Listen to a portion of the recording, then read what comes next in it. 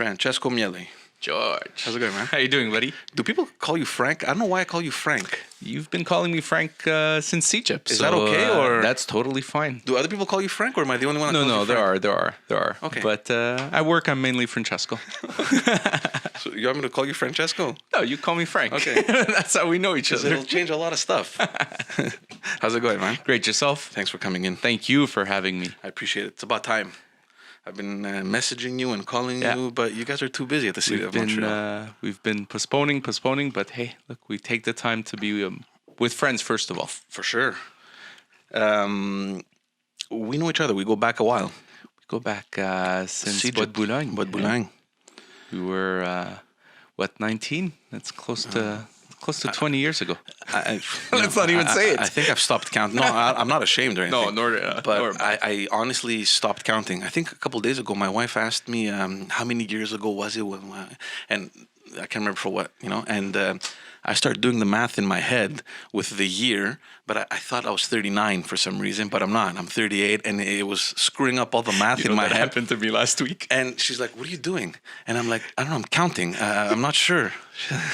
I was with Christine Black, actually, my colleague, mayor of Montreal North, and I was serious. I'm like, "No, we're 39." She's like, "No, Francesco, we're 38." I'm like, "Oh shit." Oh, okay. Oh, she's our age. Yeah. Okay. Yeah. Bois-de-Boulogne. I think you were probably one of the few friends that I made in Bois-de-Boulogne. And I did that on purpose. I was a ghost. Egypt, for me, I wanted to get in and get out. I had secretly made a bet with myself that I would come out faster than all my other friends that went to other Egypts. All right. It was the goal for me not to go to any other Egypt, far away as possible from everyone I know. So 4 semesters, you wanted to... I was out. And indeed, that's what happened. That's what happened. Most of my friends stayed in Vanier or in Dawson. It seems like forever. And it might have taken just a bit longer than 2 years. Probably. For some. Yeah. Oh, no, more, for sure. But I only knew Peter going into Egypt. He was the only guy I knew. You remember Peter? Yeah, very well. And then... Lives in Saint Laurent, as a matter of fact. Yeah. Is he in your district? Yes, he is. We'll give him a call. Sure. We'll give him a call. Sure. And yeah, that's it. Other than that, I mean, of course, we made friendships and everything, but the only big friendships that came out of that was Jimmy. Remember the little guy? I hope he's not listening to this. That little short guy that never grew. I'm going to ask him to listen at exactly about 2 minutes in. Him and you and... but do you talk to anyone else? We were, put it this way, we were probably the more Anglophone clique in a very French environment. But there were quite a few Anglophone. I was more in an English environment with you per se, but in fact, I all my studies were in French. So me too. that was always my my duality, right? Is that I could have passed as an Anglophone. To date, there's still a lot of people that think that I am an Anglophone. But as a matter of fact, English is my third language. Yeah. So, and all my studies were in French. That was what was particular, I guess. And that's what probably helped us in politics as well, I guess. Well, guaranteed. Yeah. For sure that helps. Well, look at the constituents that you have, eh? I mean, very diverse, very, English, yes, but a lot of Francophones, even in our newcomers. Mm-hmm. So, definitely, French is a must and should remain a must. Yeah, but we lost touch. I remember after college. I mean, you disappeared. I disappeared. I mean, we didn't stay in touch. And then I ran into you at a political event. Yeah, I remember that. And I think it was a launch of a campaign. I can't remember. It was in a Hansik, I think. And who knows? Maybe Eleni's. It was. I think it was Eleni. Yeah. Was it 2007? I think it was her last federal campaign. Either it had to be that, because I think in 2008 she ran with us provincially. Eleni? In Cremazie. Yeah. 8 or 12. I didn't remember Eleni running. I didn't think that she ran provincially after leaving federal politics. She did. She ran in Cremazie. Really? Okay. Against Lisette Lapointe, which is nearly impossible to beat there. I mean, former Premier Parizeau's wife. Correct. And Lisette, I believe her brother used to be the city councilor there. In Cremazy, yeah. Pierre Lapointe. Oh, maybe. Was it Pierre Lapointe? I don't know. And he was city councilor there under Gérald Tremblay. But then he passed away. Okay. And so, I remember. So, it was probably that. And I came in very quickly, and then I'm leaving, and I'm hearing, George! And I turn around, and I swear to God, I didn't even recognize you. I did not recognize you. And I'm looking at you, and you're like, how's it going? And it felt like a whole 5 minutes. It wasn't 5 minutes. It was obviously less, but it felt 5 minutes. And I'm like, Frank! You're like, what's going on? I'm like, oh, my God.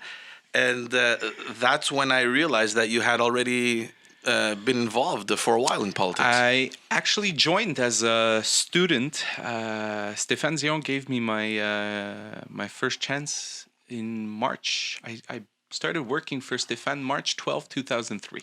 Okay. So I was 22. I was still in university. I was still in law school, and worked with him from March 2003 all the way up to when I had to leave to complete my stage. So I did my stage à l'Autorité des marchés financiers. Went to complete my clerking, and as a matter of fact, then came back when he was Minister of Environment. Yeah. So I began with Stéphane in 2003, came back, was with him through thick and thin. Were you involved with him during the leadership? Yeah, I was. I was actually back at the writing office. We lost the campaign in January 2006.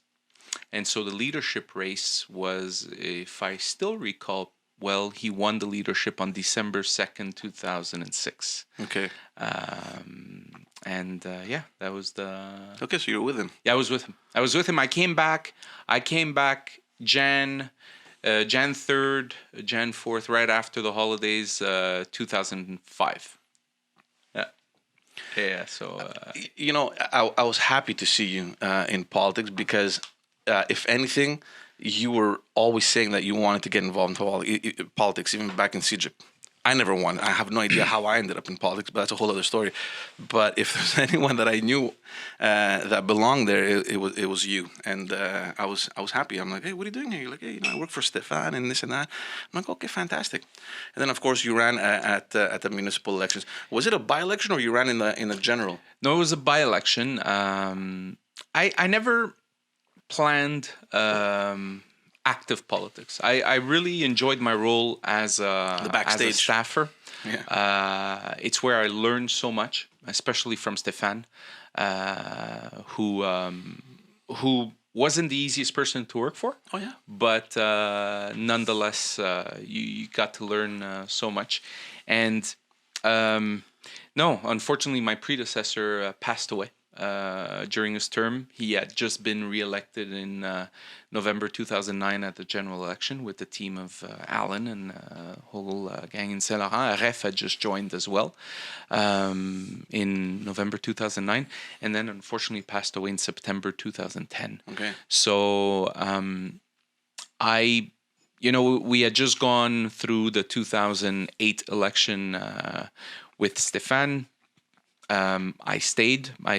Even after we lost, he ran that election as leader of the Liberal Party. So it was and he stayed on board even afterwards. Correct. He stayed as which is something. Well, rare.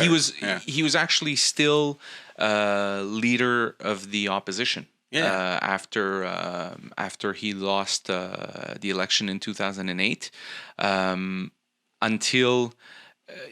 Then there was a race, and Michael Ignatieff became leader afterwards. But so ultimately, I ran in September, as of October 2010. My election was November 22nd, 2010. And so it's already over 8 years, 8.5 years. Time flies. I just 2 re-elections since then. And quite happy with the results. I can't say otherwise. You guys are also a very strong unit over there, going from the mayor to all the councillors and the borough councillors as well. I feel that from all the boroughs in Montreal, that's probably the strongest unit Well, the first thing I'll say is that I'll say it bluntly, we love each other. Yeah. We're a very strongly and closely knit team of 5. Jack Cohen has joined since last November 2017. Prior to that, Maurice, who retired since. So we work well together. First of all, we have fun, but we're grounded. We're in the community at all time, and we simply live that community. And so, therefore, when you have a sense of what's happening on the ground, it allows you to be connected. And so, whether it was in a tougher election such as 2013, it's what saved me as well, because we were more threatened in 2013 with a more split campaign that was being held at the time. If you recall, it was Denis Coderre running with Mélanie Joly, who the last weeks of the campaign was came close. Was doing tremendously well. Yeah. And that's what was happening in my district. As a matter of fact, Mélanie did very well, even at the mayoralty in my own district. Okay. But we still managed to pull it, and so it was a tougher race. But in 2017, I'm happy to say that I from Ensemble Montréal, or former Équipe Coderre, I got the strongest majority in Montreal. So good stuff. Close to 69%. Wow. It went okay. So now we need to obviously step up to the plate and make sure that those citizens don't regret their vote. I hope so. I don't think they will. I mean, they have a good team, and I've been seeing you guys work, and it's true that you are actively on the ground, and it takes that, because municipal politics. I mean, you're the proximity government, right? You're the first line. Correct. So if the people can't have access to you, I mean, obviously it's not a good thing, but at the same time, like you said, it makes you lose touch with the reality on the ground. Definitely, proximity services. And even those that are not, let's say, of our jurisdiction, people have a tendency to knock at our doors first, whether it's even schools, right? Parents are concerned about lack of space in schools. Well, they knock at our door as well. Obviously, we work in collaboration with because people don't understand the hierarchy in the different jurisdictions. They don't necessarily understand that. Yeah, exactly. So they know that it often starts off by us. So even if there is provincial funding, federal funding, if the project doesn't stem from a municipal will, often it doesn't happen. Yeah. Right. So whether it's public transit, whether it's proximity services, look, we just have a recycling plant that just had to stop operating in Saint-Laurent, the Eco Center, even though it's a Montreal jurisdiction. Why? Well, because of contract management. Okay. The Autorité des marchés financiers removed the license to one of the contractors, to Millimax. They had une entreprise de cautionnement that was taking over, Intact Assurance. From there on, one of the subcontractors stopped operating, and obviously, then you're the front line, because people say, well, okay, where do I bring my? For sure. But you need to get that functioning again. Definitely, and so we're working with the Center City with a mitigation plan so that they could keep on servicing themselves. For now, they're able to still go to the Eco Center that's on Bois de Boulogne Street in Huntsic, right next to our CJIP, right behind it. And so it's these. There's never a dull moment. How's that? Oh, for sure, never.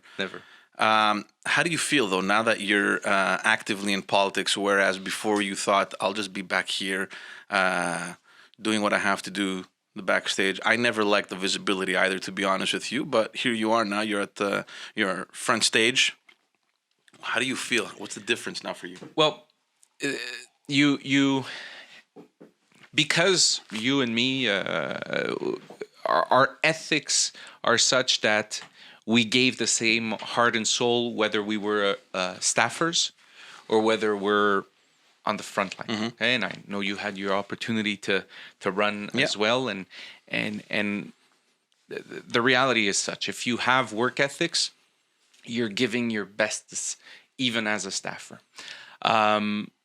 But it is different, obviously, because you have a pressure that is not necessarily imposed on you when you're behind the staffer, scenes. When you're behind the scenes, because whether you want it or not, that microphone under your lips, that camera in your face, the fact that it's your face on that billboard.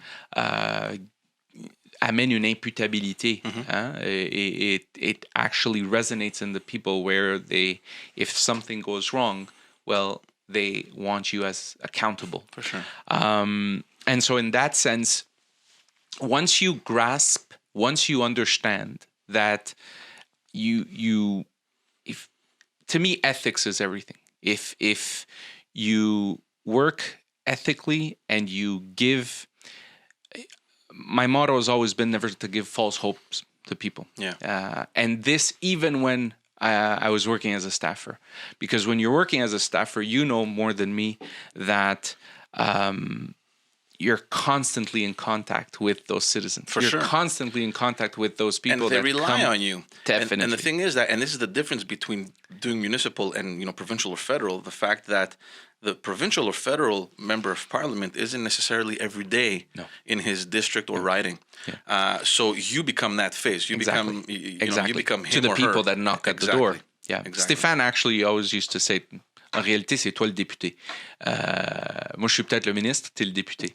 He used to joke on that, but and it definitely helped me going into municipal politics, because in municipal politics, you don't have that interface.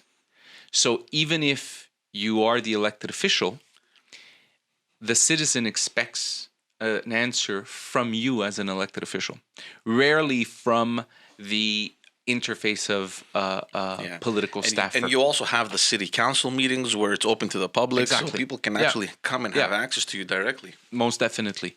And so, to me, it wasn't a huge change going from a staffer at the federal level to municipal, because I was very in tune already, and it was a daily life for me to be in touch with citizens, whether they were knocking at our door for immigration purposes, whether they were knocking at our door for border services, whichever, any federal matter and jurisdiction. So obviously you change jurisdiction when you go at the municipal, but that contact with the citizen is something that only a political staffer can understand. Yeah, for sure. Once you're at the municipal, so from then on, things have been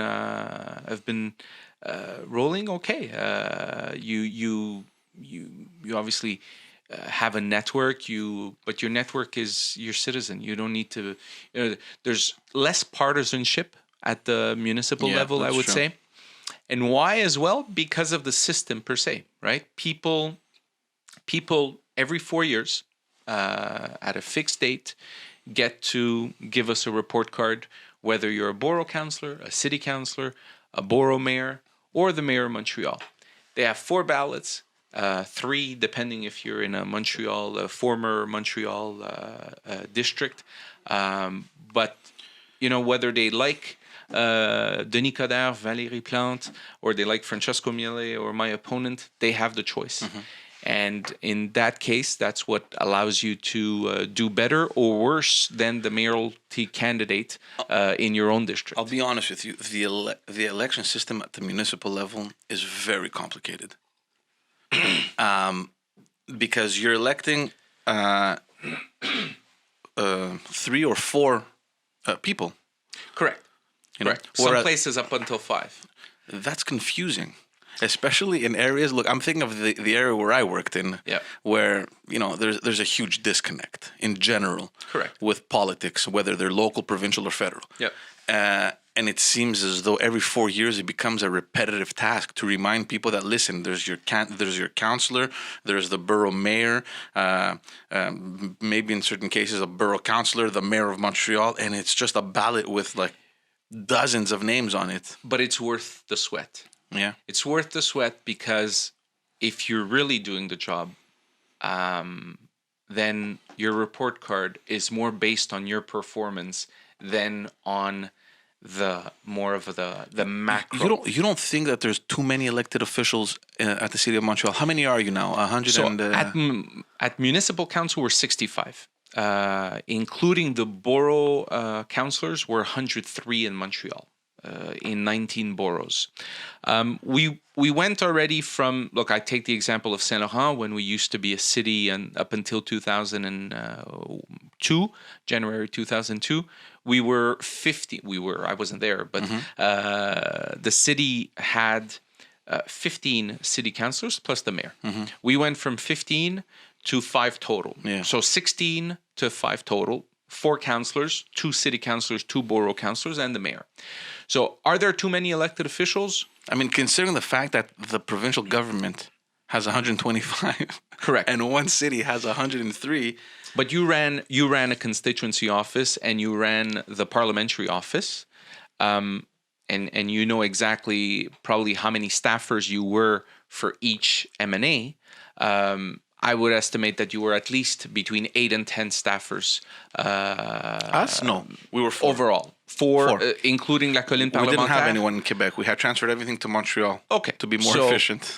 In essence, take those 4. Some people, depending on whether they have part-timers or not, they could go up to at least 8. Yeah. Whether they're in their constituency and their parliamentary office. So you do 125 times, let's say an average of 5. You have overall 700 people that are working at the municipal level. It's almost none of us that have staffers. In Saint Laurent, the 5 of us don't have one staffer. That's a good point. There's no political staffer. It's what we were saying before. You're the staffer, basically, and the elected official. You take on all the work. It's exactly what I was saying before. Yeah. I went from a federal staffer to being an elected official at the municipal level, and I could tell you that it was the same. The workload it was the same, obviously way more once I'm at the municipal level, because then I also have to attend events, right? So you have the administrative, you have the interaction with your citizen where they call you for issues that or concerns that they have, and then you have your political events to attend. So when you consider the staffers that we don't have, I'm not sure that in Saint Laurent we'd be able to do with less than 5. Yeah.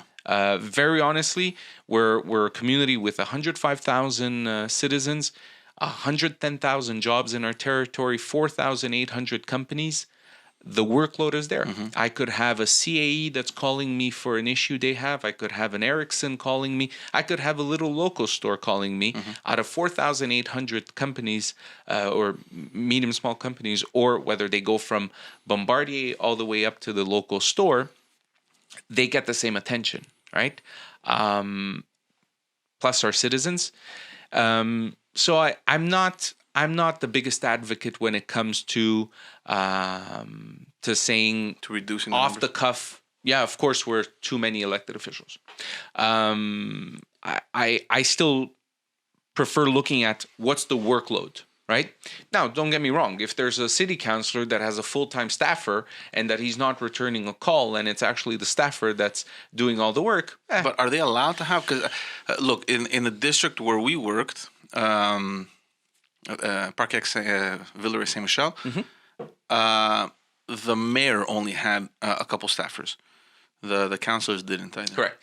So that budget comes entirely from the borough. If the borough wants to allocate a budget for staffing, political staffing, attachés, they can. Yeah. But it comes out of the borough budget. By choice, in Saint Laurent, we don't want any. We prefer not, because that's what allows us to be in touch and in tune with our population. Of course, it demands more on our part, and sometimes it demands a bit more patience on the part of the citizen, because sometimes we can't return a call within 24 hours, 48 hours. If I'm at municipal council and I'm at council, in public council on Monday, Tuesday, reading my files, preparing my interventions, I'm definitely not returning calls. But I'm not answering emails. So there's disadvantages not to have staffers. But your borough has staff. I mean, you have support staff. You have your secretaries. You probably have. None are political in the sense that they're borough the personnel. Correct. Belong to the borough. They belong to the borough. They belong to the municipal apparel, and in say obviously the work I do with them is that one of managing the borough, right? We're not talking about people that will, if someone leaves me a message on my voicemail, I can't ask one of the employees at the borough, can you return that call for me? Okay. It doesn't work that way because they're not political attachés. They're not political staffers that are assigned to Francesco. Yeah. They work for the borough of Saint-Laurent overall. Don't get me wrong. Once I assess the situation with my citizen, once I'm understanding the matter, then I put in practice. Then I put in practice the whole management so that we could find a solution to the problem that the citizen is bringing to our attention. Because this is what I think sucks, and this is something that I got to witness because of the fact that it's a borough, the personnel belonging to the borough. Very often they think that they're associated to the mayor, and it happens, and it happened in our district where certain councillors were of opposing party. And they thought that, look, we have no support staff. Everything belongs to the mayor. Correct. And we're getting zero help. And that it's an additional stress on the elected official because you literally have to do everything on your own now. Yeah. Don't get me wrong. The dynamics in spilled water on me. No problem. The dynamics in a borough that not everyone is from the same team is different than that one where, like in Saint-Laurent, we're 5 from the same team with Alan, Aref, Michel, Jacques, and myself. I understand that there are some mayors that have their own chef de cabinet, their own chief of staff, and some other staffer, and they're assigned to their role is mainly to support the mayor in his tasks or her tasks and not necessarily be détaché to the other members, especially if they're not from the same party, right? Yeah. So if you take Parc-Ex for say, well, in Villeray-Saint-Michel Parc-Extension, it's a bit of a melting pot because you have Mary and Josué that are with Ensemble Montréal, are with our team. Then you have la mairesse who is now indépendante, Mrs. Fumagalli. And then you have Sylvain and Rosanie who are from Projet Montréal. So no one is actually in a majority position of governing. So in a context as such, it's obvious that most of the time the mayor will go get their own attaché, right?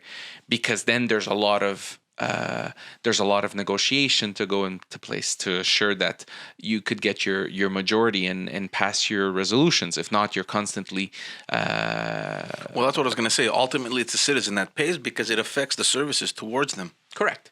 But hey, it's democracy, right? Yeah. So to go back to the complicated, the more complicated aspect of the vote at the municipal level, again, I still think that it allows a grounded councillor to get a report card through their election, which is less impacted. Trust me, we are impacted by the mayoralty race, but less impacted than at the provincial or at the municipal or at the federal, where ultimately the people don't pass necessarily a judgment on the candidate, but rather vote for the party that they wish to support.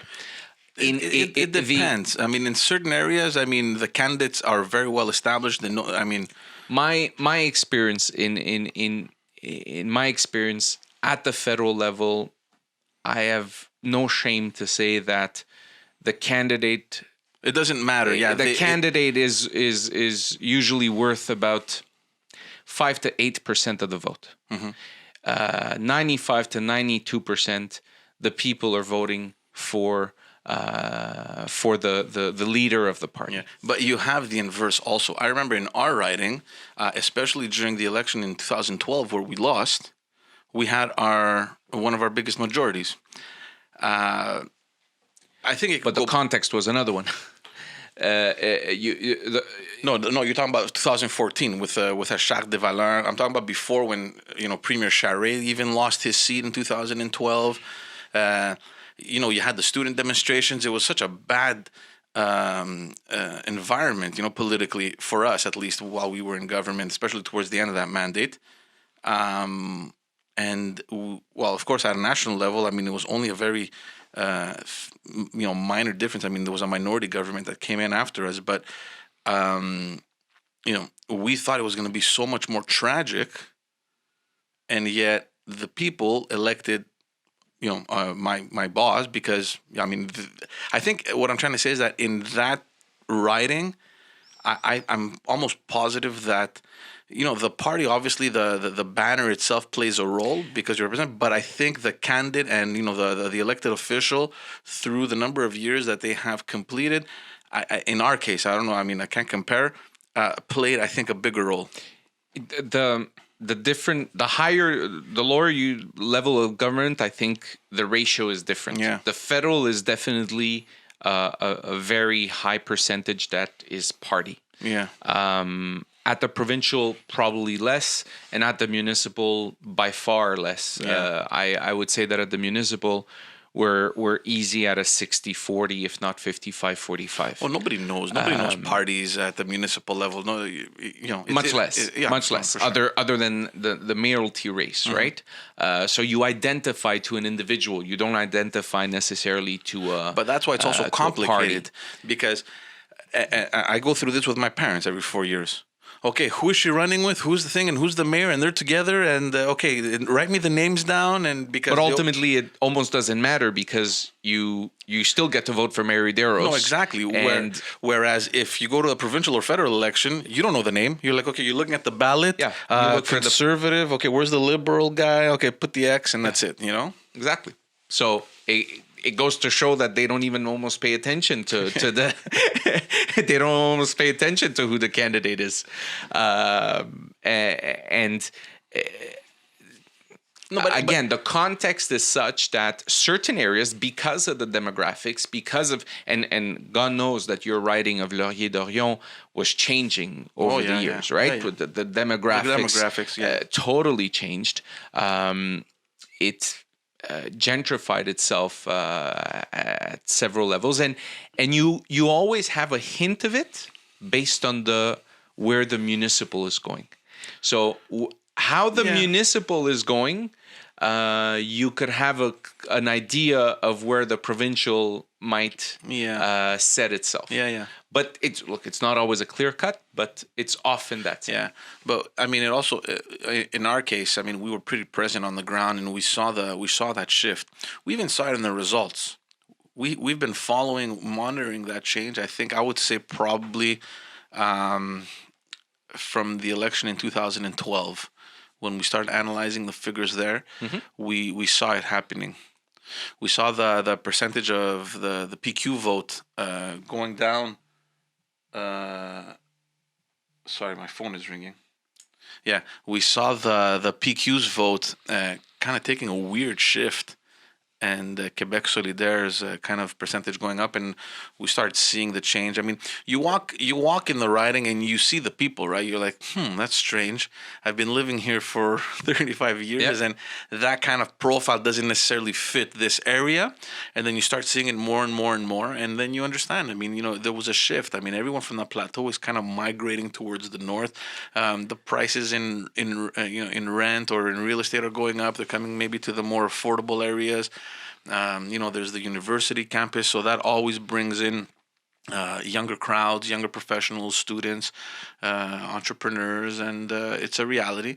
I think it's going to be a good thing for the area. Definitely. Politically for us. I think the dynamics of the area is a total different. Even though many at the municipal level would disagree with me, but because you're dealing with housing issues and all that stuff.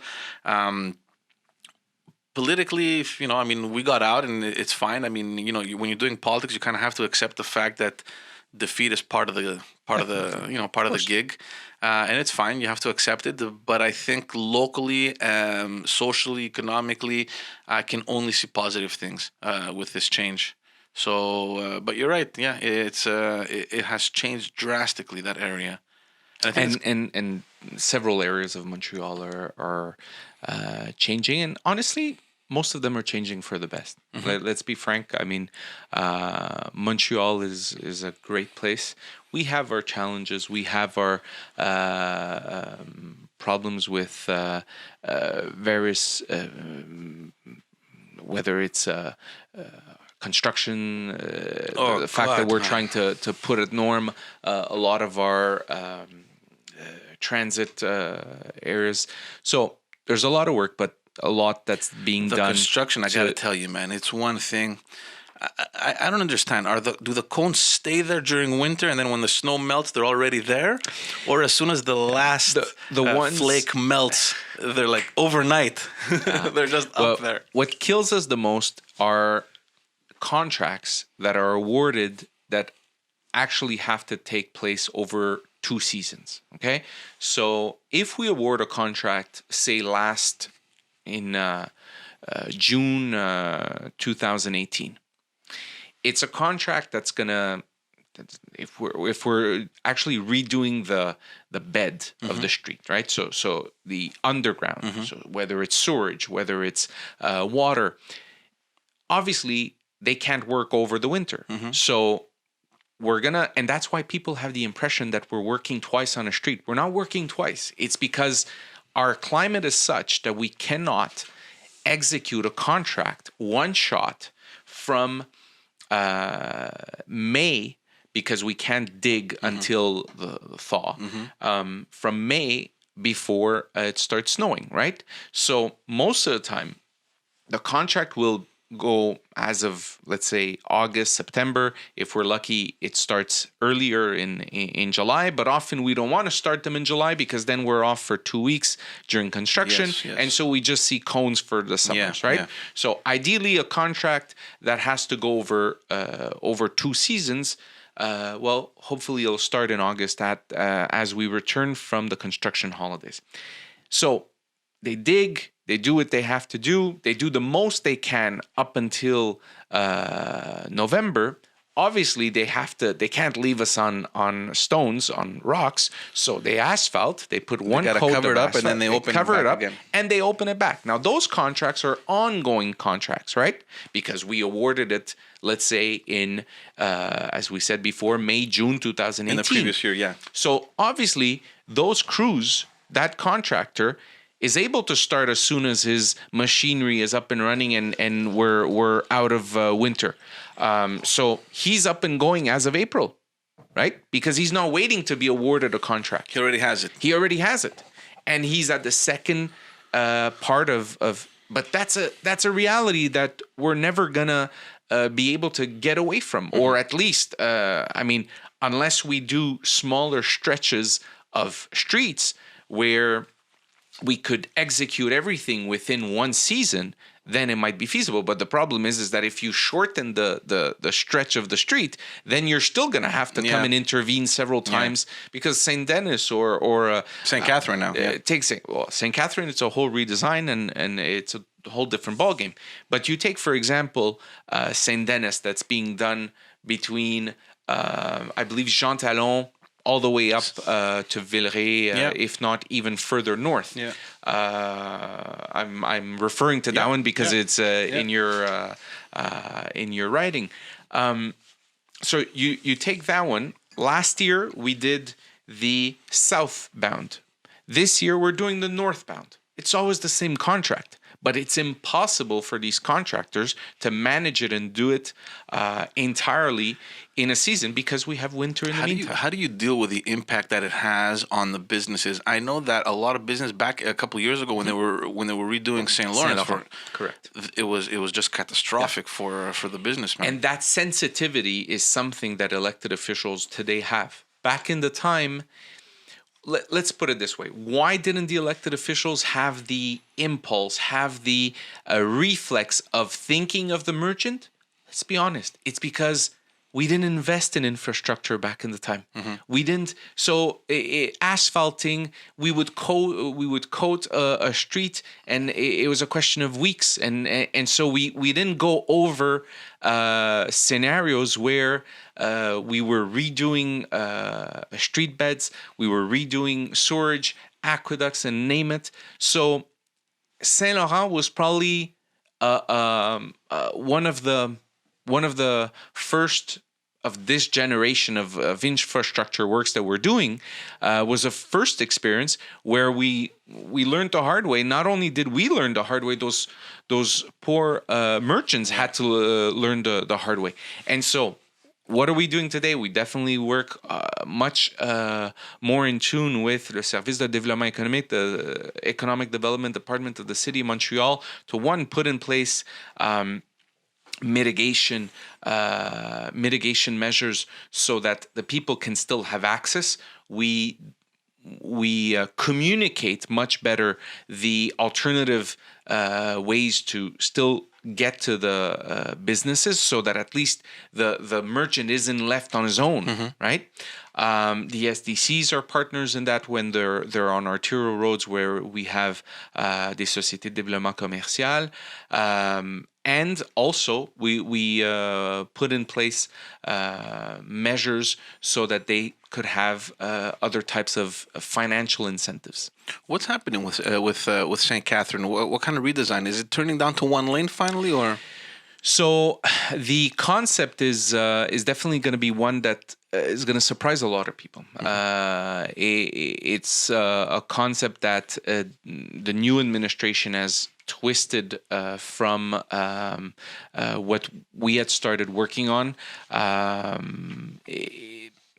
What we're saying is hopefully the construction won't be such a long run, so that we're not gonna kill the businesses, but it is gonna be much more space to the pedestrians, much more space to public transit and to active transport, so bike and everything that goes with it. The hair rises on my arms when I hear these things, honestly, because you're downtown. Already Montreal is not a big space, right? I mean, it's a small island. You only have a number of roads that will be able to bring you either from north, south, or east, west. St. Catherine is definitely one of those. Do you honestly think that it's beneficial to the merchants to cut out traffic? Look, first of all, I don't live on the island anymore. But if I have to go shop or whatever downtown, believe me, if I know that it's one lane, I'm not going to go on St. Catherine anymore. I'm going to prefer going to a mall somewhere, or I'm going to go to the Eaton Center, or somewhere where I know that I can leave my car and just be there, right? I think there needs to be a just balance between the space that we have as pedestrians, as cyclists, as people that use public transit, and the cars that cannot be totally banished. And that's something that obviously the administration in place has no shame in saying that they're almost at war against drivers. We see it even with the ticket hikes that they just implemented last week for a parking ticket that reaches $302. I mean, they don't have a sensitivity for the person that still takes their car. To them, it's a whole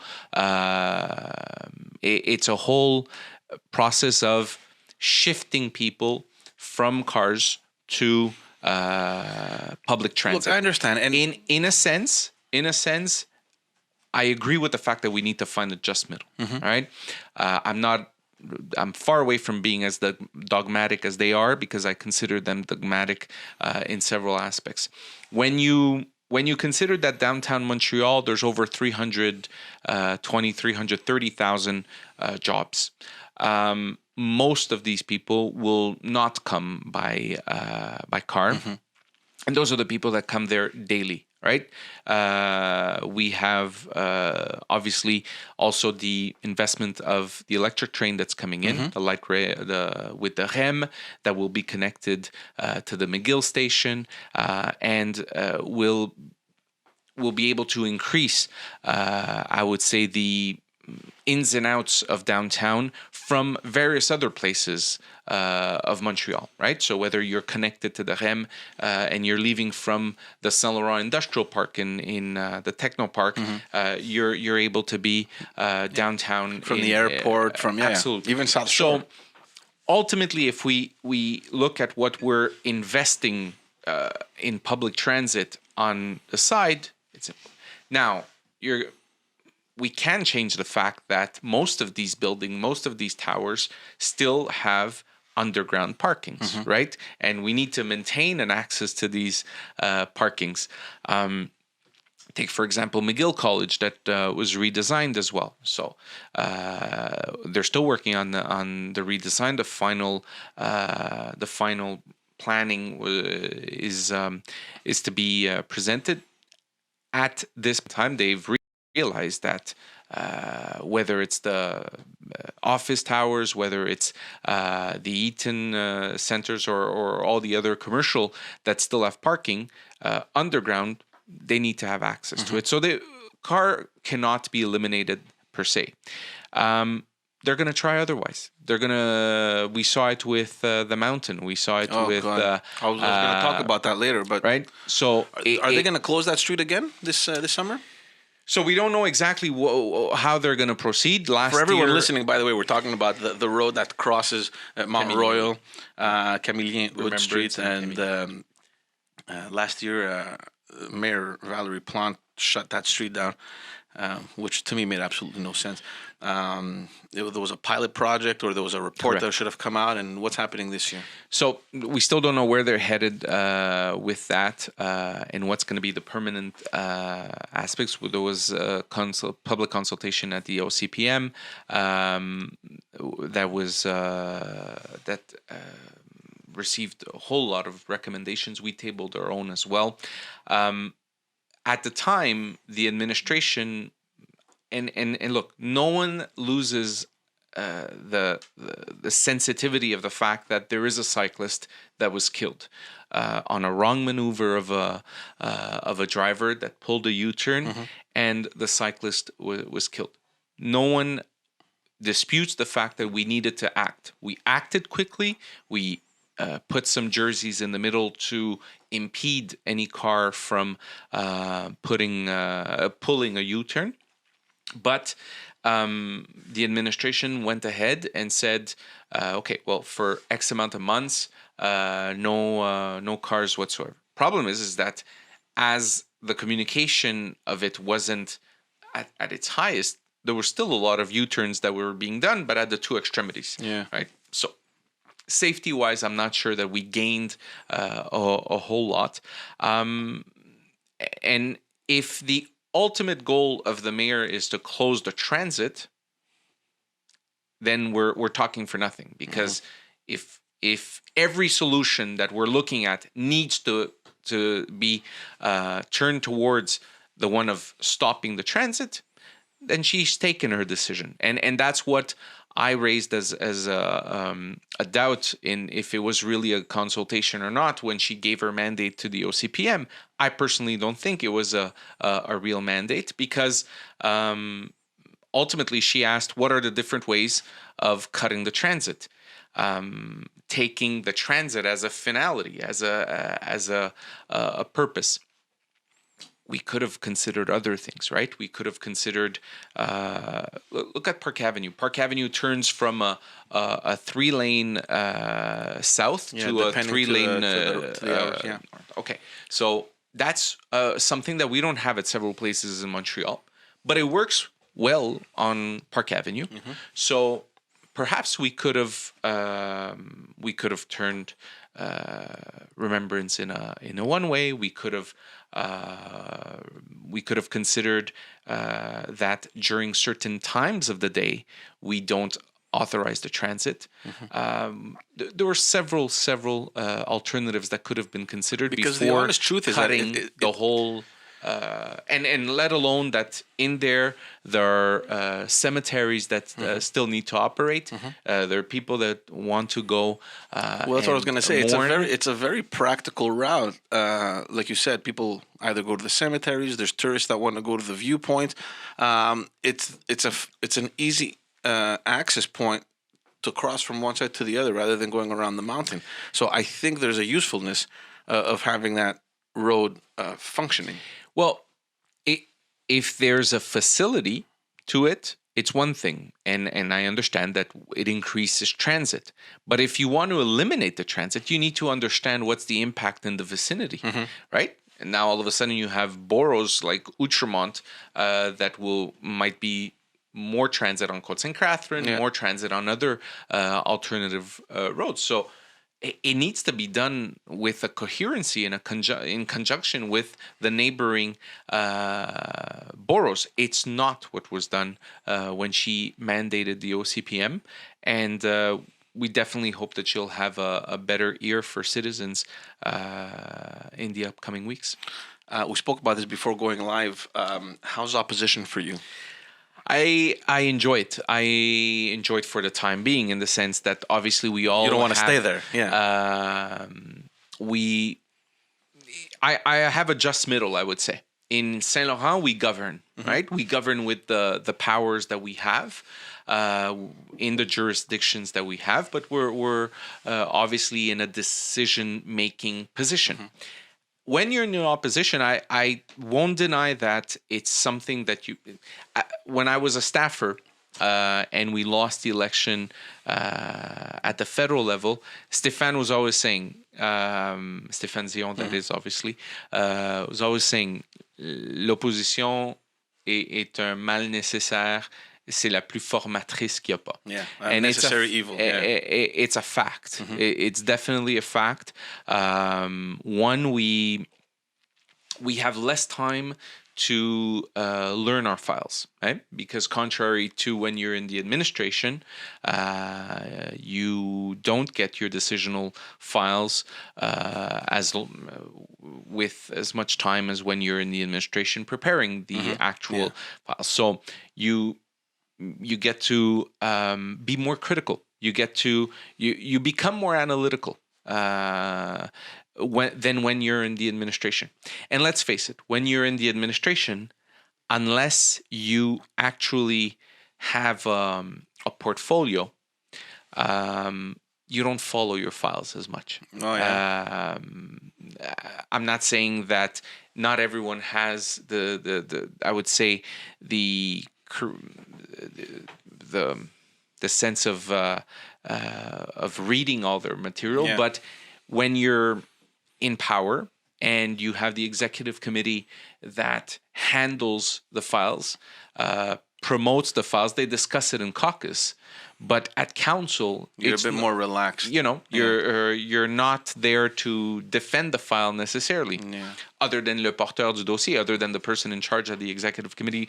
Whereas when you're in the opposition, even though we each have our portfolios as critics, nonetheless, everyone will pay attention to a file that they want to flag, and they'll deepen their research on it. They'll look because into that's your job. Because that's our main role, is the one of being critical, analytical, but constructive as well. I mean, we're not there to jeopardize the administration and make sure that things don't work properly, but we're there to try to and honestly, Ensemble Montréal, Lionel Perez is doing an amazing job. as official opposition leader.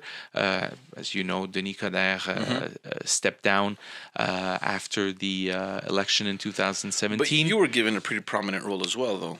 You're the leader? I'm president of caucus, and at council, I have several files that I'm critic to: environmental files, urban planning, and I'm deputy leader in the house. Yeah. So I enjoy it. Well, yeah, it keeps you busy. Tell me about. Obviously, it's your elections are well. I don't want to say far because it's never far. 2022, but you still don't have, quote unquote, permanent leader. Is there going to be a leadership race? What's going on with that? Well, let's be frank. When you have a system with fixed date elections, so in theory, if all is kept as planned, our election should be in November 2021, right? I know that the government was considering at one point maybe postponing them to May 2022, but that was a question of governance. I don't know where the provincial is with that, but the idea of that was because when a government comes in, a municipal government comes into place in November of the year, we have hardly a couple of weeks to vote in on the budget for the following year. So as a purpose of better governance, I know that the provincial parties had been discussing even last year to consider maybe having the elections in May so that it would give in a new administration at the municipal level more time to adopt a budget. But that being said, to go back to the leadership, there's not really an urgency or to bring in a new woman or a new man as leader of our party 3 years, 2.5, 3 years before the election, just because obviously at that point you're giving that candidate less of an opportunity of striking in the last few months of the campaign, right? Once you're settled in, there's not more un effet nouveau, and so therefore I think in logically it would make sense to come up in at a later point, probably early next year. No, I would say more end 2020, early 2021. Oh, that late? I would think so. There's no rush. Like I said, there's no rush that you, because then if you elect a leader, and if there aren't any by-elections, that leader isn't even at. He's not in. He's not in the house unless you vote in someone that's already elected. Someone that's already elected, but that we don't know. There's a lot of journalists running after Coderre again to get some answers out of him on whether or not he's gonna make another attempt. What do you think? Well, we've all heard Denis say on large show, not to name it, but on Tout le monde en parle, mentioning that he's not focusing on 2021. He doesn't have the intention of running as of now. And in all fairness, I'm happy for him. I'm happy. First of all, I'm happy for the man. You could tell that he's doing well. He's doing well. He's taken himself good objectives of equilibrium of time that politics aren't easy. You could easily lose track, sacrifice your health, and I'm definitely happy for Denis, who has put himself into shape, and hopefully he's happy and comfortable with himself, and that I'm pretty sure he is. I was with him last Friday, almost a week ago, and he looks good. And look, as we just finished saying for our leader, our future leader, it's still early, so Denis, at this point, it's normal. He's active on several fronts, and he deserves the best. And if he has, I know he has definitely other plans. We've seen him. He's active in the international level. In Paris, he's on French board of directors in the transit system. Presently, he's in Kinshasa. So he keeps active. It's definitely not his priority right now to talk about a mayoralty, which is only in 3 years. What do you think happened last campaign? Because it seems as though the current mayor came out of nowhere. And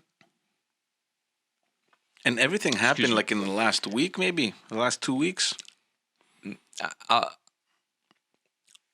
Look, the difference between us being candidates and also political junkies, I'll call us political junkies, is that we always see things differently. And I was saying it already during the campaign. What happened is that Denis, during his term, was extremely strong, right? People were happy. He was delivering, front-comer. Denis always ready to respond, regardless of the jurisdiction that it mattered. So long as it mattered for Montrealers, Denis was there to speak up. Whether it was provincial matters, federal matters, name it, international, even. So Denis was omnipresent. He was. It's true. But he's always been like that. Even correct. But from the days where he was in the federal. But when you're mayor, and so that in itself allowed that not so many people were coming front to run against him. Right? So we could see it. What happened? The official opposition elected a city councilor amongst themselves, right? So everything was done from within. Now, all of a sudden, there were a couple of files that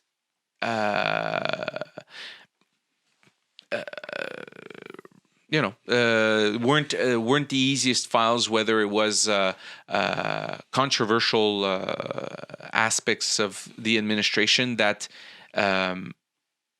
the official opposition, I would say, to their credit, made sure that it stayed in the media. You're talking about the e-formula? Whether it's the e-formula, whether it's a couple of other files out there, but mainly that.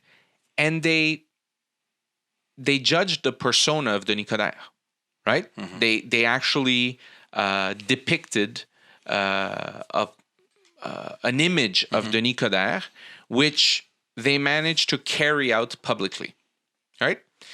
Denis also had his struggles during the election year, health-wise, and so himself, he wasn't at his best during the campaign. But then, when you don't have a third party, it becomes a referendum. And a referendum, I always like to give the example, take Gérald Tremblay. Gérald Tremblay was re-elected twice, elected 3 times in 2001, 2005, 2009. Okay? And I'm not sure he ever got 40%. I don't have all the stats in front of me, but if he got 42, I think his strongest mandate was the 2005 perhaps, or whichever. You could take out the numbers, but he definitely never reached 46%. Okay? Denis got elected in 2013 at a 4-way race. He got a 33%. He gets 46, almost 47% the mandate following. But your opposition is not split. So if you ask me, Denis went from 32, 33 to 46. Yeah. Gérald never got that. Yeah. Right? It's just that when your opposition doesn't split, well, obviously it plays a role. Right? It becomes a referendum. And it was that. Yeah.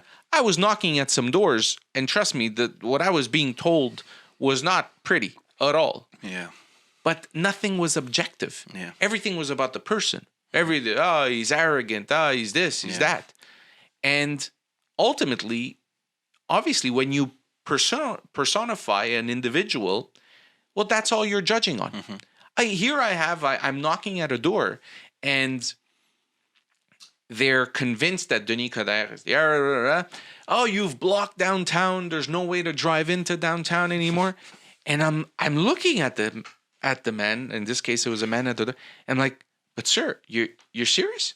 Have you thought 1 second of the alternative? If you think that we block downtown, I said, do you know what Projet is going to do to downtown? Nobody reads platforms, Frank. Nobody cares. But when you're in a two-way race, you even less. Because when you're in a two-way race, all you're doing is you're judging the one that's already on le piédestal, that's already the mayor. So you automatically go for the alternative. So personally, you have no choice. But at the same time, if it was a three-way race, Denis would still be mayor of Montreal. There's no way. There's no way that Projet would have gone in, because Denis would have still kept his 46%. And if it was a three-way race, there's no way that Valérie would have, Madame Plante, Valérie Plante would have gotten 53, 54%. No way. But look, after all these years, man, that you've done politics, does it actually surprise you that constituents don't really... They don't. First of all, we said it before. I mean, they don't understand the difference between the jurisdictions to begin with. It's funny. It's a funny story because people always thought, in our case, that we worked for Justin Trudeau because he gets elected in the same district, and then Mary Darrows would work for us. So that's how it would work, right? It's the federal, and then we work for them, and then the municipal works for us. But at the same time, nobody ever reads a platform. Nobody reads a platform. Like, it's the example that you gave. The guy's pissed off at Denis Coderre because he's the mayor, so he's an easy target. So when elections come around, the natural reflex is, what have you guys done? And then he finds the first thing to complain about, and you guys get the worst kind of crap. I mean, you deal with the potholes, you deal with the street cleaning, the snow cleaning, the garbage. It's just a mess, and I don't even know how you guys do it at the municipal level. But they're going to find the first thing, and they're going to complain about it. But like you said, what's the alternative? But we don't have an alternative. The alternative is to be out there and to speak. That's the only choice we have. Because if we abdicate to that, then we're not even doing what is our real job, to have a platform, which is really to propose and implement things that matter. So, we in front of cynical people, we just need to be more convincing, and preach by example. That's the only way that we're going to convince people to at least give a chance. And when I tell people, look, at the end of my term, don't try to don't ask yourself whether you agreed with me 100% of the time, obviously, right? But overall, am I governing as you believe it speaks to you, as you believe it hits your core values? But when you don't even get to that point of getting evaluated because the opposition, because you're judged by image. The media has already portrayed the individual as being discredited, and then there's nothing to do. Here's the sad thing in that situation was that it had repercussions on other people as well. And I'm thinking about Harut, which we spoke before we went live in Saint Laurent. I'm thinking about Annie Sanson, for example, in Hansik, where, in the back of my mind, those people were so good at what they were doing, and they were so present in their respective districts, that never would I have thought that they would lose. But I'm convinced that they went down because just of the association they had to the mayor, and because of all that image, that the negative image that was portrayed on one person, and they all kind of went down in the boat with him. In Harut's case, it's actually more particular. Harut is a scenario which any political analyst could look into, but Harut had a high profile under Denis Coderre. For sure. Responsible of La Ville Intelligente, vice chair of the executive committee, had done great as the chairperson of council. And then came the time of the election. Denis won a Hansik. Denis got, I think, over 5,000 vote majority over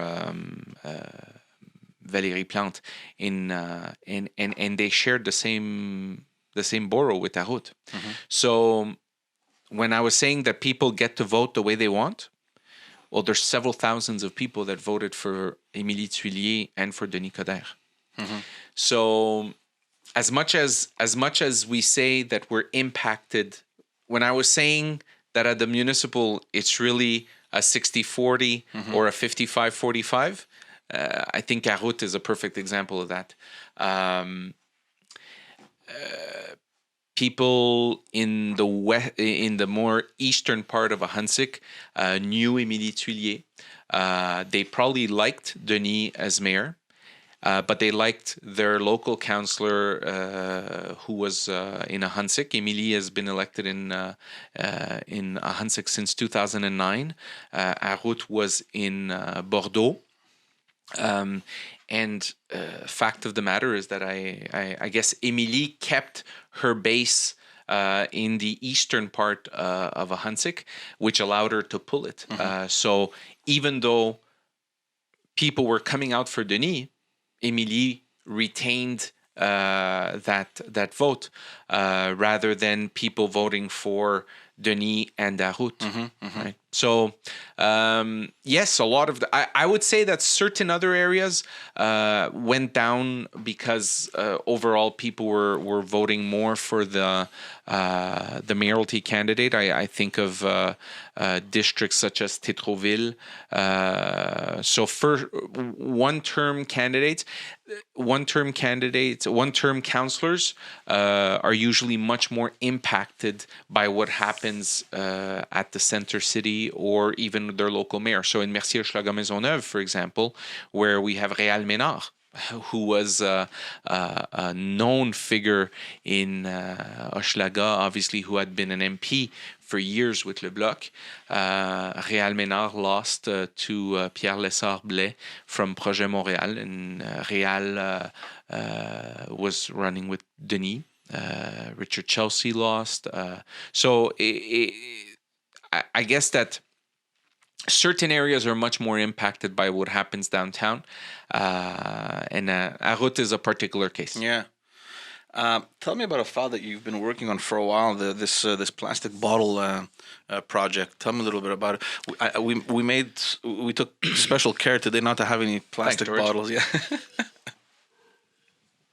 I saw you were about to serve. I had plastic bottles. Yeah, I saw. And then the options for me were: do I just keep the bottles and not post this on YouTube so that it wouldn't make a difference, or? I said I'll stay thirsty. That's all. I said I wanted to taste some Brassard water. Yeah. Tell me about it. Well, ultimately, look, it's a question of being not only sensitized at the environmental level, but it has to be financially. But what's the main issue here? That they're not being recycled properly, or explain that to me. There's several issues. The first is that just think of your recycling bin. Okay, who collects your recycling bin? So not only is your city awarding a contract so that we could collect your plastic, just to collect it, then. Sorry, I'll be blunt, but we're suckers enough to then have to. So here we are. We're buying the plastic. We're suckers enough to pay to collect it. Oh, let's just add a bit to that. We're suckers enough then to pay to recycle it. And because our plastic isn't worth that much, once it's recycled, then obviously sometimes the companies are actually stuck with it. The recycling. So the recycling industry is living tough times. The Asian markets have started recycling. And so therefore, they don't purchase as much our raw material as they used to in the past. Right? So if we don't cut down at the source, we're gonna, and these, I'm just talking about those that are recycled. We estimate that there's almost 700 million a year that aren't recycled, that end up in landfills. And what happens in landfills? Well, in landfills is that we pay as well by the tonnage on what we send out. So if we're adding composting, it's so that we send less to à l'enfouissement, to landfills. If we try to divert our any residues that have to be that can't be reused, well, we're going to pay by tonnage. And Quebec has given us until 2022 to implement measures to reduce and shift into either compostable, recyclable, or reusable. So when we take, for example, plastic bottle, all right, there's no consigne on it, right? Contrary to a can or other. We're paying 3 times for it. So you're paying for the actual raw material that the company is producing. Then you're paying to collect. Then you're paying to recycle it. And at the end, it's all our tax dollars. Let alone that on the environmental level, it's a total disaster. I mean, whether what happens in the dumping that's done in water, in lakes, in rivers, what we can't actually recycle. So what I had presented as motion was tabled and was unanimously approved. That was a year ago. It was in May 2008. I had asked that we begin for the city of Montreal to stop purchasing the bottles, okay? Small quantity bottles, so usually 500 mLs and less. So the city of Montreal does no longer purchase any, other than obviously for safety and urgency measures. We always keep a certain bundle in case that there's a water shortage or so. With regards to that, we adopted it. The second part of my motion was asking that we adopt a strategy, we work on a strategy on how we could eliminate at the source our usage of single-use plastic, right? Whether it's plastic forks, whether it's straws, whether it's anything, whatever you buy, fruit at the store, it comes in a package. You throw in the package. So it's a whole strategy that we need to work with the industry. And as soon as I had presented my motion, who did I have that was lobbying to me? The main soft drink industry. Okay? But the reality is that when you start working with them, there's certain cities in which they already sell in reusable bottles, right? You're able to fill up your containers at several places where if you want to keep on buying soft drinks, your pop and of certain brand, we're not saying that, but at least or Quebec has to ideally put a price on plastic bottles if they want to. But right now, we're definitely not putting in measures to reduce the single-use plastic that that's overflowing everywhere.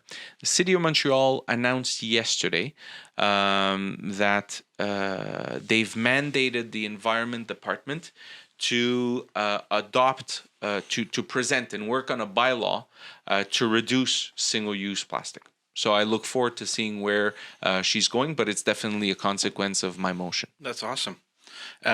She announced that yesterday. So basically, you're just waiting on that, but there's no end to that, because at the end of the day, you still have the provincial government that has sort of the jurisdiction over the other matters. You're referring to if they put a price on on a bottle. Well, that's one way, right? But the one that we would want them to put a price on is by far the glass industry as well. So whether it's wine bottles, I mean, just think of every single wine bottle that ends up in recycling bins, let alone the garbage. But even if it's in the recycling bins, people need to consider that once it's in that bin, it's costing us, and we pay millions annually, and for companies that may not be able to actually resell that raw material afterwards. So at least if it's just like beer bottles, we're able to make sure that the industry of the wineries and whichever are able to reuse their bottles. They wash them just like we do with the beer bottles. There's a 10-cent on it, or cans for that matter, for aluminum cans and all. So it's not a question of being progressive at this point. It's really a question of being financially responsible as well, because ultimately people need to realize that we pay. And if Montreal wants to build 5 composting centers to be able to have our food waste treated, and we saw the disaster in Saint Laurent with the one that the administration is bringing forth with the plant of Saint Laurent, where it's costing us 30 some odd % more than what it was initially planned. Is there a plan to create a sort of coalition with other municipalities? And the CMM works already. The Montreal Urban Community already works on various plans on how to eliminate or actually work on various strategy of waste management. So that is, we do have panels where we exchange best practices. Let me talk about something, because something happened at the city council that, in my recollection, hasn't happened in a very long time, where you had a common motion against the new immigration bill that the provincial government is trying to they're working on right now. Bill 21. Yeah. Bill 21. A rather emotional testimony from your side, and even from Mayor Plante's team. Why is this so important for you guys? Well, first of all, because we're elected by the people of Montreal that represent a whole different mosaic than certain other regions of Quebec. So if we already consider that our frame is way different than the others, then it's only obvious that we're much more analytical again and critical of the bill that's before us. And the other thing is that whether Premier Legault wants to call it moderate or not, we're facing as first people in line, always at the municipal level.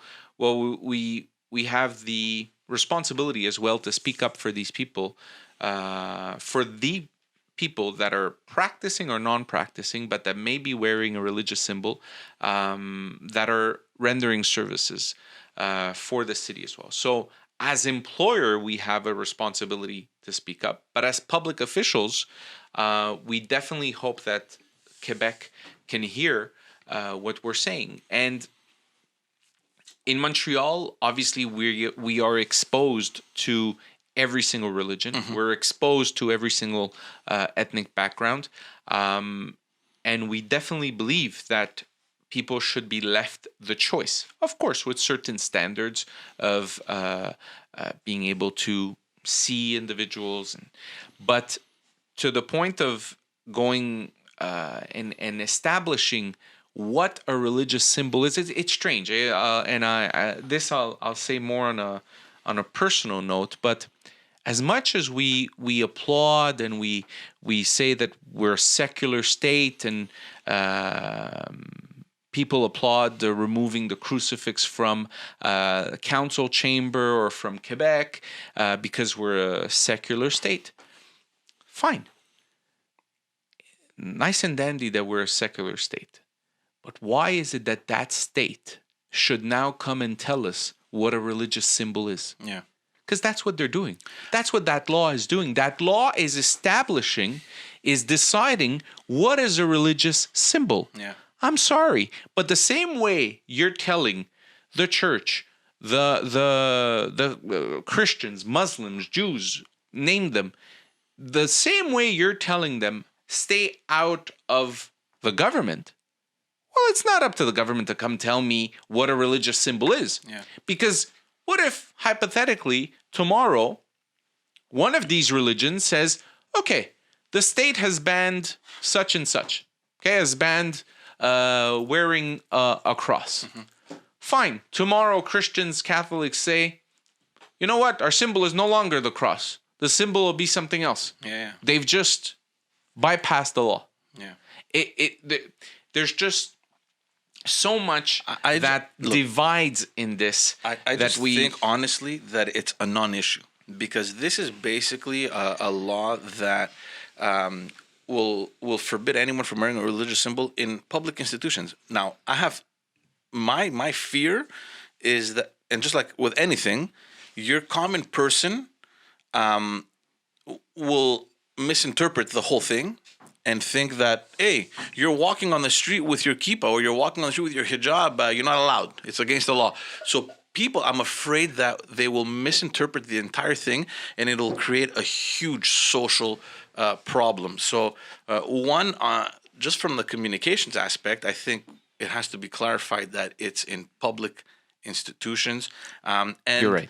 Absolutely. And the other thing that bothers me as well is that it identifies mostly with people within the public institutions that are considered at a position of authority or control. And that's where I have a problem, because how is a nurse or a teacher in any position of authority? I mean, for me, it doesn't make sense. And it has to be, it has to concern the services that are rendered. I mean, you have nurses that wear a headscarf. You have doctors that wear a kippah. I mean, I go to the Jewish hospital all the time. Does it affect the service that they give me, the fact that they're wearing a kippah, or that there's a cross hanging around their neck, or that they're wearing a hijab? Well, I'm not so sure about it. That's why I think it's a non-issue. There's two things. The absurdity of the let's say of the bylaw of the bill is that in certain areas, in certain fields of the public sector, the individual is not conducting a religious gesture. Mm-hmm. So a doctor is doing nothing religious, doing nothing that touches ethics, teachings, beliefs. But there haven't. He's doing something medical. Yeah. Right. So at that point, why should I be judging him based on a symbol that represents, yes, certain beliefs?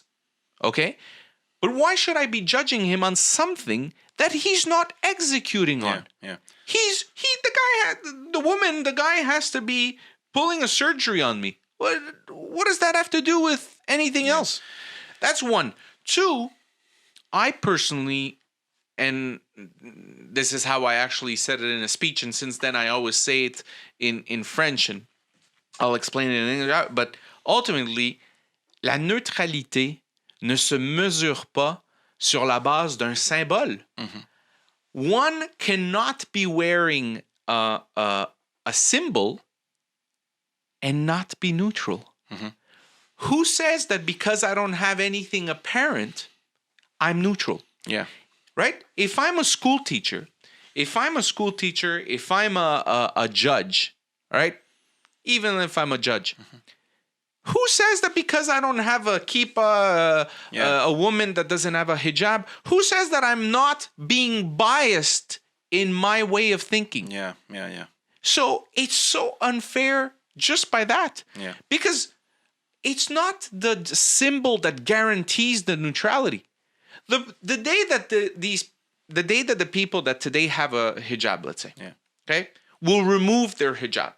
Does it mean that they're less Muslim? Does it mean that they have less of those core values in them that, let's say, they were in actually inculcating them? Yeah. It makes no bloody sense. No. Sorry.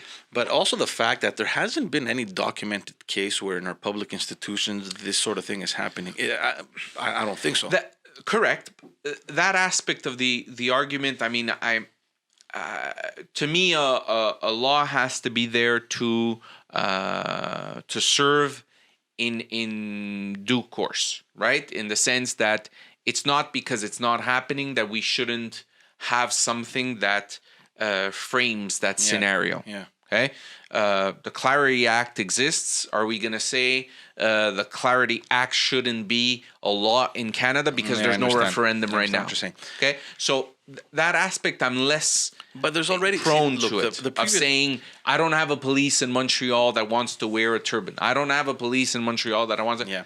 That's why it could come. But that's why the previous government had legislated already on that in rendering the services with your face uncovered. So Correct. Whether you're receiving a service as a citizen or whether as a state employee you're offering a service, your face needs to be uncovered. And that I agree with. But to push the limit there and say, listen, you're gonna have to take out your cross or find another job, you know. Yeah. And that's how bluntly he said it. Yeah, no, but that's how it is. Yeah. Find another job. No, you have to get another job.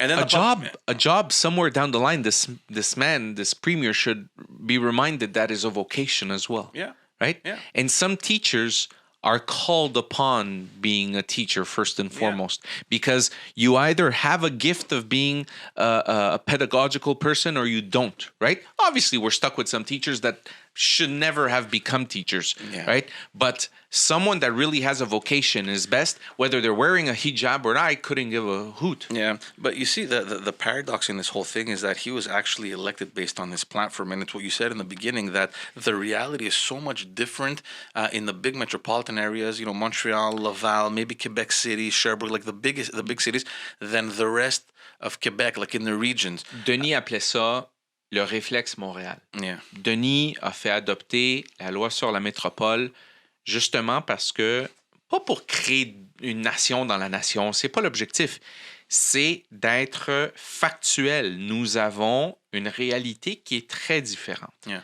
Et est-ce qu'on peut au minimum... Sorry, I shift on French. There you go. That's the reality over here.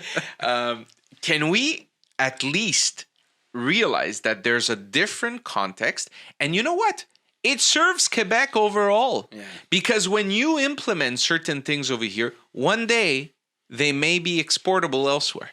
The way we apply, look, multiculturalism is one thing. We talk about le vivre ensemble. In Saint Laurent, why is it that we don't hear about clashes? We don't hear, honestly, overall in Montreal, we don't hear about clashes. Because they've lived to coexist. But Saint Laurent has been living this coexistence for 40 years. Yeah. The first waves of immigrants that came in Saint Laurent were the boat people, right? Mm-hmm. Cambodia, they fled the wars and civil wars. And so as other waves of immigrants came in, you're of Greek descent, I'm of Italian descent. The way our ancestors were welcomed in Canada wasn't the same thing. No. Right? I have people that could be my grandparents that used to be sitting in a cafe. Police would come in, arrest them all, for sure there was take judgment. them. Right? Yeah. It was a total different. We don't live that. Thank God. Mm-hmm. Right? We don't treat our immigrants. We don't generalize as much as at the time. Right?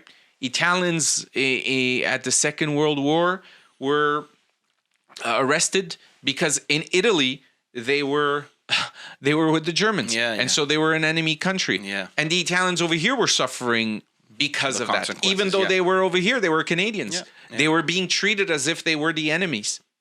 So we've learned from mistakes. So can we at least be coherent and be and learn out of the places where it works?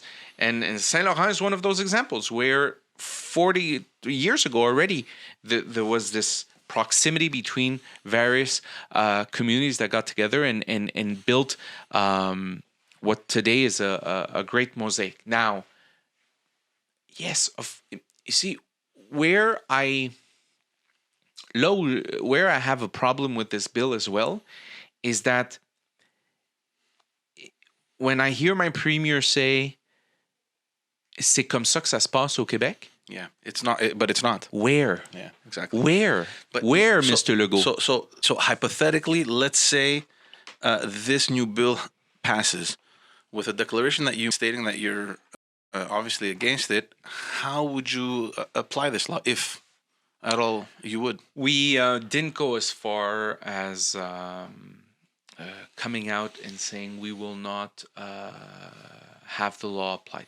Right? I don't think it's responsible per se to say that. I think our role is the one of coming out strongly during the process of adoption, right? And we were confident enough that whether it's through commission parlementaire, parliamentary standing committee that's going to be hearing us out. Hopefully the government will not impose the adoption of the law in the coming weeks without listening to all the parties that want to speak up. And so our job right now is to work as this bill be amended and not take for granted that it will be amended like this. So the declaration was definitely a way to speak up against the present bill. Mm-hmm. It's one thing to speak against the bill, and we have all the legitimacy to do so. But once, we're not going to take for granted that it's going to be adopted in this fashion. But it's hard to imagine how in a city like Montreal something like this would function. I mean, I definitely can't see it. Well, that's why it's our role to be able to convince the government at least to have a chapter, maybe for Montreal. To exclude it. To give us more leverage. We can't take for granted that it's going to be adopted as such. And I'm not going to consider hypothetically that it will be adopted as such. My duty is to make sure that our voice is spoken and listened to loud and clearly, so that ultimately the government adopts it differently. Because last I heard, I mean, they want to proceed with this the quicker possible, but and by doing so, they're limiting the presence of different actors that can contribute to the decision-making process. Correct. But hey, look, I mean, how can they not even listen out to the spokespersons of each religion? That one, but also the different municipalities. I mean, I think they're gonna let the city of Montreal speak. I mean, it's unimaginable to pass a bill like this and not have the opinion of the city of Montreal, Laval. They have not only the mandate is early, right? We're early in the mandate. It's not a pure coincidence that he's tabled this immediately. Right? It's so that people can eventually move on to other stuff, other issues.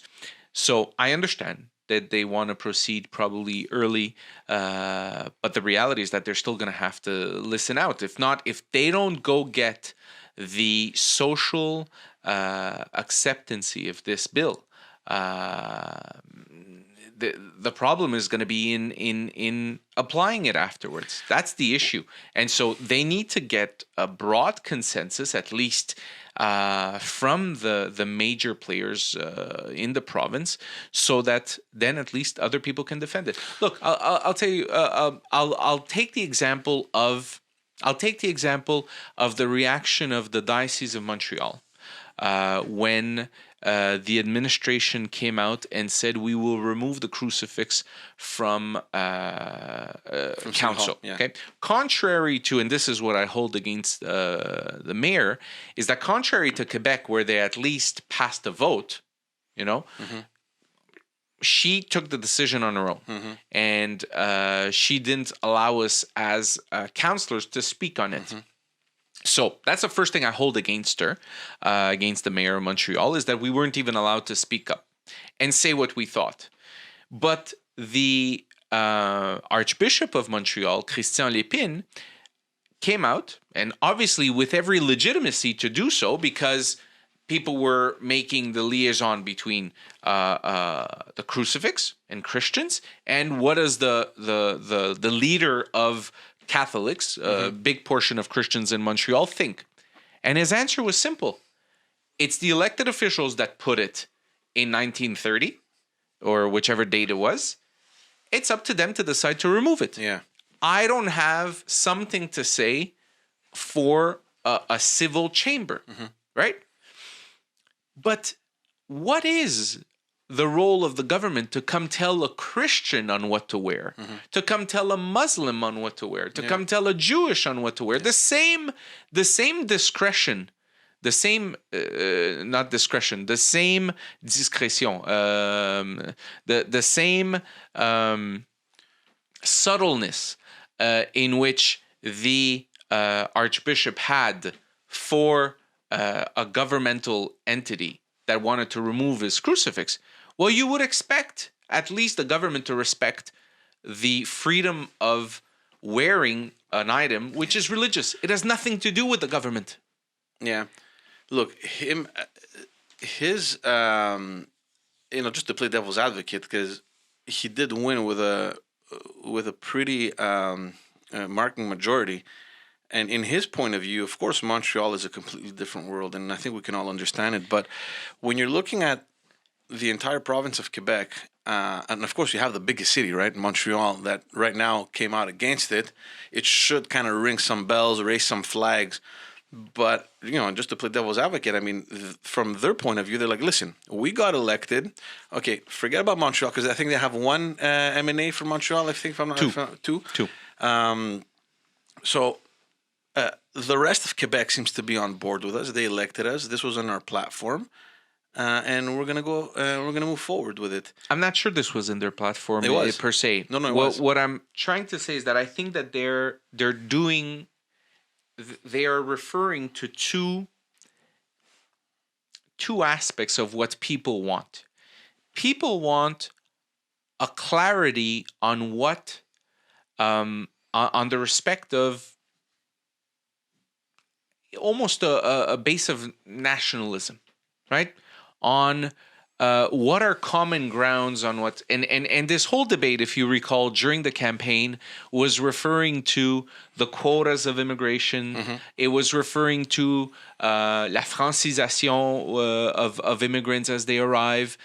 He couldn't even answer the question of how long it takes to become a citizen. Yeah. Okay, regardless of that, what I'm trying to say is that it's that it was a melting pot of all these ideas of the concept of the topic of immigration. It was not necessarily on what will the bill state on religious symbols. Of course, we know that the previous government as well had come up with a bill at the time. I think 62, I think. I think it ended up being it passed. That's the bill that removes that states basically that all services need to be rendered with your face uncovered. Exactly. And it also rejected the propositions that had been made previously by the Bouchard-Taylor exactly. Now, in that, he could have closed that chapter. He could have left it as is. But we thought it was done. I mean, this is it. Exactly. We already have a But bill. he took this. It appears to me that he took the whole concept of revisiting immigration, revisiting that. We saw what he did with the bill on immigration, right? First, he stops the process of I don't know how many thousands of applicants, which made no sense because he was actually implementing, putting in practice what was still a bill. So the courts had to come tell him, no, sorry, you're going to keep on processing these files up until the law isn't adopted. But even this bill, in terms of legality, I'm not sure it would pass the test, which is why he's invoking the notwithstanding clause. So in any case, but even that, applying the notwithstanding clause on this issue, I'm not even sure if it's gonna pass or not. But in any case, it stirred up a whole debate in Quebec, and most certainly in the more diverse, I guess, cities like Montreal. Again, look, the argument can always be made that the guy was elected, with a clear. But no one is disputing his legitimacy. Look, I'll give you the example of when Stephen Harper got elected and beat Stefan-Dion. Yeah. Okay. We're in 2008, and as soon as they go back to Parliament, if you recall, he tables a budget that created no consensus whatsoever. If you recall, the opposition parties got together, the Liberals, the NDP, and the Bloc Québécois at the time, and they created a coalition to form a new government. Right? Because it was a minority government that Stephen Harper got elected in 2008. So it's not because you have the power and you just got elected that all of a sudden you need to ignore anything that comes with it. But there's a big difference in what you're saying is that he had a minority government, so you can't really state that, I have a clear mandate from the people. No, you don't. In this case... He doesn't have he didn't get elected with over 50% of the population vote. The popular vote. That's why he's going to get the PQ vote. That's why he's trying to get the PQ to support it. No. So that both together. No. He has majority in the House. He has majority. I'm not talking about majority. I'm talking about suffrage universel. Okay, yeah. He does not. He's far away. He does not have. What did 50, he get? He got 35? I think he's close to 40. If 40, not. Okay. So it's. I think he was at 41, 42. I'm not 100% sure. That being said, he's far away from his 50%. Yeah. So you want to count the seats? I don't count the seats. That's parliamentary stuff. Le suffrage universel is when you have at least a consensus. And that's why, at least democratically, he said, let me go get... Obviously, he didn't say this publicly, but strategically, we understand that that's what he's doing. But even he's PQ trying to get the consent of the PQ, so he figures... The PQ had... They're his closest ally in that respect, but even the way that it's presented, I'm not sure that the PQ is entirely on board. Well, it seems the signals that we've heard until now is that they were on board. Now, he's working hard to get them on board so that he could say, look, PQ is for it, the CAC is for it, we represent 52%, 51% of the population. That's what we have a mandate for. But you can't lose out of, you can't be out of touch like this. And I personally think that in the way, shape, and form that this bill is written, it's out of touch, just like the courts came to tell him that he was out of touch with the immigration files, right? And look how... I'm sorry, but when an injunction is what actually has to put you back on track, when it's what we spoke about the most, is the amount of immigrants that we were gonna welcome during the campaign. Yeah, it's one of the main topics that came in, and it was one of his major first bills that he presented. Yeah. And what did he have to do? He had to backtrack. Yeah. So what I'm saying is, you can't govern as if nothing else exists around you. Yeah. And presently, I think this bill, he opinionates himself as it being a bill that has a broad consensus. I think that people are majority of the people are in favor of having measures that assure secularism. I'm totally convinced of that. Yeah. But I think in certain aspects it's going too far. We'll have to wait and see. I mean, it'll be interesting because he's going to come. He's going to come into a clash, obviously, with the federal guys, and their election is up and coming in October. We'll see. We'll see what happens. It's quite particular for the Liberals on how they're going to play this one, for the federal Liberals, because on one hand they need Quebec to get to hope getting reelected. It's not only Quebec. They need Ontario, Quebec. Of course, but right now they know that they're still front runners in Quebec. Problem is that if they speak up too loud against this bill, and in the other regions the consensus is there to be in favor of Bill 21, I'm not sure they're going to speak so loud. The MPs are going to be very differently the ones in positioned. The one in the regions versus the ones that came out. I agree with you, and locally. it's a very particular context, because if you consider most of his support coming from Ontario, Quebec, and the Maritimes, they have all elected right-wing governments provincially. Well, we saw again in Prince Edward Island PEI this week. So I don't know if I don't know what's going on in that cabinet, but I'm sure there's a lot of people sweating right now. It's gonna be a tricky one, and of course, you and I both know that it's too soon, right? It's always too soon.